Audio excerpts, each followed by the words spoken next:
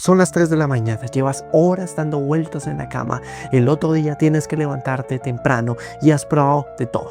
Has probado salir a tomar un vaso de agua, contar ovejas o respirar hondo. Y tu cerebro, en lugar de apagarse, está más activo que nunca, recordando esa conversación de hace 3 años, ese futuro que no va a pasar y recordando esa lista de tareas que parece interminable. Y es en ese momento donde empieza la ansiedad, la culpa y la pregunta de por qué no puedo dormir como todo el mundo lo hace.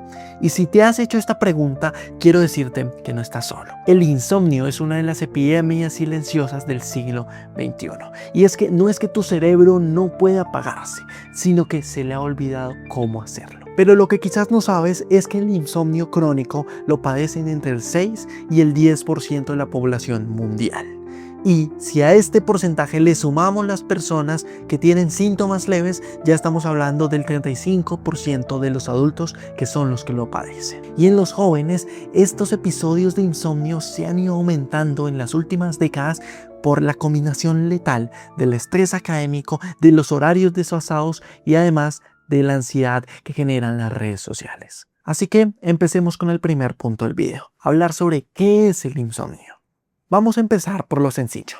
El insomnio no es simplemente no poder dormir una noche o no poder conciliar el sueño una noche, porque una mala noche la tenemos absolutamente todos, en algún día de la semana o en algún día del mes.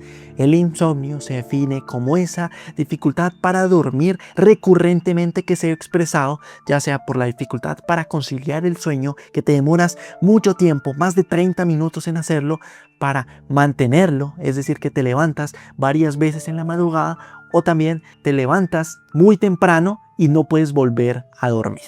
Y hablamos de insomnio cuando cualquiera de estas 3 causas se presenta al menos 3 veces a la semana durante 3 meses. Por eso no decimos que una noche mala es decir que tenemos insomnio. Nada de eso.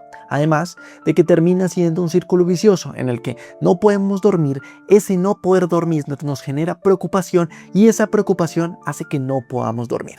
Y ese círculo se va llevando hasta el infinito y conlleva que tengamos un impacto en la salud real. Porque las personas que duermen poco, que las personas que tienen insomnio con una duración menor a 6 horas de sueño, entonces tienen mayor probabilidades de desarrollar enfermedades como la diabetes, como la hipertensión u obesidad. Así que no es que el insomnio te mate directamente a ti, sino que alimenta a otras enfermedades que sí pueden acortar tu tiempo de vida. Teniendo en cuenta esto, pasemos con el segundo bloque del video, lo que pasa en tu cerebro cuando tienes insomnio. Y ahora vamos con lo fascinante, ¿qué le pasa a nuestro cerebro cuando no podemos dormir? Y lo primero es el hiperarousal, ese estado de activación excesiva que paradójicamente ocurre cuando necesitamos descansar. En los momentos que aparentemente necesitaríamos estar en relajación, estamos constantemente con preocupaciones, estamos constantemente en un estado de alerta que aumenta nuestros niveles de estrés, aumenta nuestros niveles de cortisol y también aumenta nuestra frecuencia cardíaca. Pero otro punto a tener en cuenta es que las personas con insomnio pueden tener desregulada la red prefrontal límbica. Y para que entiendas esto, se deben tener claro 2 conceptos. El primero es de la corteza prefrontal, que es la parte racional de tu cerebro que le dice, tranquilo, intenta dormir.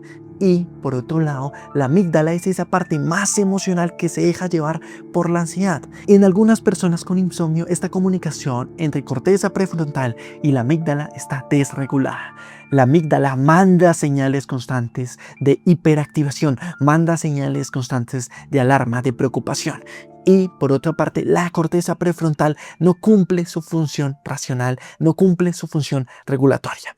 Es por eso que cuando tienes insomnio, esa conversación en la cama de no pasa nada, duerme tranquilo, no sirve absolutamente de nada. ¿Por qué? Porque tu cerebro emocional está gritando mucho más fuerte que tu cerebro racional. Y lo peor es que cuando empiezas a dormir mal, tu cerebro empieza a asociar la cama con frustración y no con descanso. Tu cerebro entonces cada vez que se acueste va a saber que es un momento de lucha, va a saber que te va a costar mucho quedarte dormido.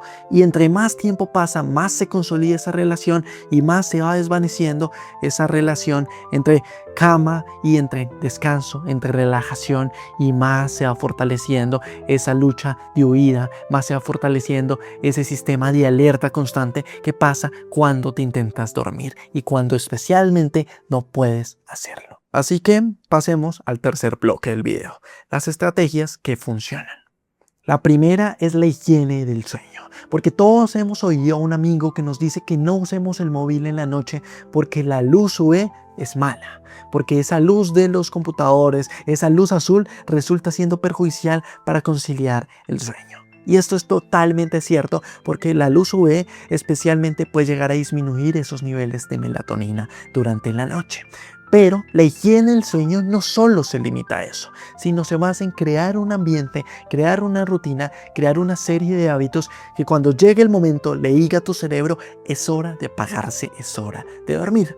¿Y cómo se logra esto? Lo primero es tener horarios regulares de acostarse y de irse a la cama, porque en lo posible deberías mantener esos horarios todos los días. Y si los vas a modificar los fines de semana, que no sea tan abruptamente como me levanto entre semana a las 5 y los fines de semana a las 2 de la tarde, porque eso modifica tanto ciclos de sueño como ciclos y ritmos circadianos.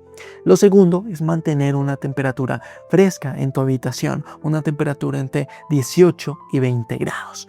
Lo tercero y lo cuarto es que en lo posible tanto el ruido y tanto la oscuridad sea mínimo, sea ausencia total.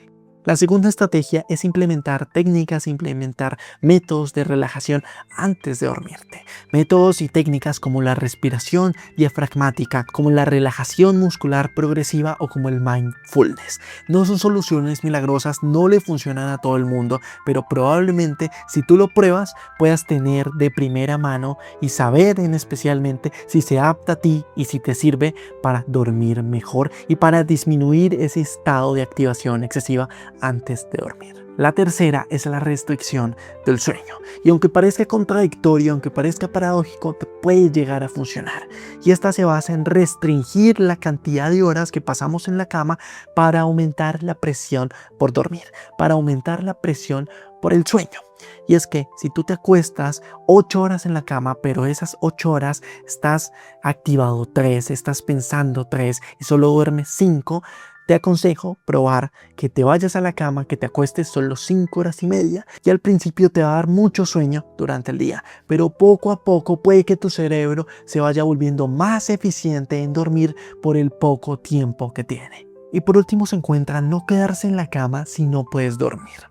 Porque si ya llevas 20 a 30 minutos dando vueltas pensando excesivamente, levántate y vete a otra habitación, vete a la sala, vete a otro lugar de tu casa y ponte a hacer una actividad que pueda ser aburrida. Ponte a leer un libro con luz cálida, ponte a escuchar música relajante y así cuando te empiece a dar sueño, ingresas otra vez a tu habitación y te acuestas para no relacionar la cama con frustración, para que no vayamos creando esa relación y no vayamos consolidando ese hábito de que cuando te acuestas es una completa lucha porque no te puedes dormir. Pasando al cuarto punto del video, vamos a pasar con unos factores que son desencadenantes. El primero es la cafeína y no solo el café en la tarde, porque el café tiene una vida media de 4 a 6 horas. Es decir, que si tú te tomas un café a las 5 de la tarde, a las 10 de la noche todavía puede haber cafeína en tu sangre y eso puede afectar en que no puedas conciliar el sueño en la noche. Y en personas sensibles ese margen se amplía. En personas sensibles un café en la mañana puede afectar ese sueño nocturno. Por ende, la solución práctica sería evaluar los días que tomas café y los días que no lo tomas. A ver si mejora el sueño en esos días que no consumes café y si puedes conciliarlo mucho más fácil. Y el segundo factor es el alcohol, porque aunque facilite nuestra capacidad para quedarnos dormidos, perjudica la calidad del sueño. Aumenta la fase no REM y disminuye la fase REM del sueño, siendo la fase REM en la que se procesan las emociones y consolidan los aprendizajes y la memoria. Y el tercero es el estrés. Normalmente el insomnio agudo es producto de eventos que nos generan altas cantidades de estrés. Un examen que viene importante, una ruptura, un problema que tuvimos con una persona, un evento que no salió como esperábamos o cualquier punto, cualquier fenómeno, cualquier acontecimiento que nos genere estrés en la vida. El problema es cuando ese insomnio agudo se vuelve crónico y ahí precisamente cuando se vuelve crónico es que utilizamos esas estrategias de la terapia cognitivo-conductual. Y por último, vamos con unas consideraciones finales. La primera consideración es que no es un fracaso personal. Tener insomnio no es un fracaso personal. No significa que te falte voluntad para dormir o no significa que seas una persona débil. Es un fenómeno y es un trastorno real que afecta a muchas personas, a miles de personas en el mundo y que tiene tanto bases neurológicas, emocionales como genéticas. El primer paso para resolverlo, el primer paso para poder dormir mejor es dejar de culparte a ti. La segunda consideración es empezar por lo más básico y no por lo más extremo.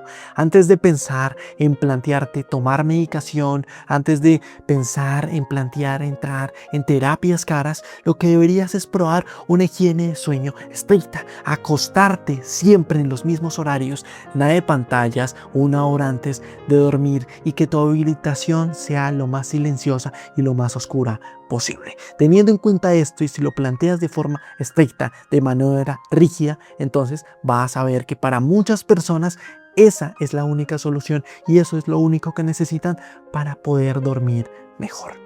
Y la última consideración es que si el insomnio se cronifica, busca ayuda de un profesional. La terapia cognitivo-conductual puede llegar a ser lo que necesitan la mayoría de personas para poder dormir mejor. Porque si llevas meses y meses durmiendo mal, no te quedes esperando más, sino invierte en tu salud. Así que hasta aquí el video esta semana. Espero que te haya gustado. Deja en los comentarios algún tema del que quieres que hable. Deja en los comentarios algo que crees que puedo mejorar. Comparte el video, comparte el canal, dale like por supuesto. Y sin nada más que decir, nos vemos la siguiente semana con un video nuevo. Gracias por verlo.